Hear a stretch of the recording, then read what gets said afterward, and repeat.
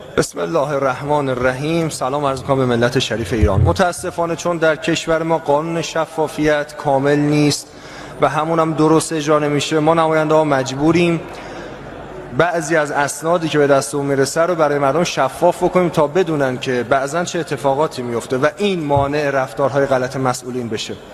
یه سندی به دستم رسیده، تا دقیقاً تو فضا مجازی هم منتشرش میکنم. خلاصش اینه که 6 نفر از اعضای درجه 1 فامیل خانم فرزانه صادق وزیر راه، از فرزند و همسر ایشون تا داماد و خواهرزاده‌اش، با یه هزینه نزدیک به 1 میلیارد تومانی رفتن کیش، از امکانات بیت المال در حالی استفاده کردن که این امکانات منطقاً برای اعضا و در واقع کارمندان اون وزارتخونه هستش، نه بستگان مسئولین. خانم صادق، من به شما رأی دادم چون شما رو فرد صادقی میدونستم، ولی الان اعلام میکنم اشتباه کردم، به شما رأی دادم.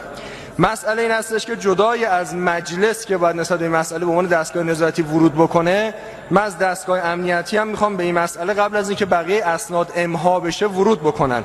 نمیشه ما برای مردم دم از مقاومت بزنیم، دم از این بزنیم که باید نهج البلاغه در این کشور اجرا بشه، اما مدل اسلام اموی رو بریم خیلی جاها برای مردممون پیاده بکنیم و بگیم که اون الگو هستش. خب معلومه اینجا مردم میگن شما دوگانه رفتار میکنید، سرمایه اجتماعی نظام هم کم میشه. 1 سال گذشت تقریبا از حضور شما در این وزارتخانه، سامانه مسکن که تعطیل، کار زیربنایی هم بیاین توضیح بدید چیکار کردید، بستگانتون هم که مشغول بریز به پاشن. من نمیفهمم اگه قراره با این وضع کشور اداره بکنین، ماندن شما در اون جایگاه چه توجیهی پیدا میکنه؟ و السلام علیکم.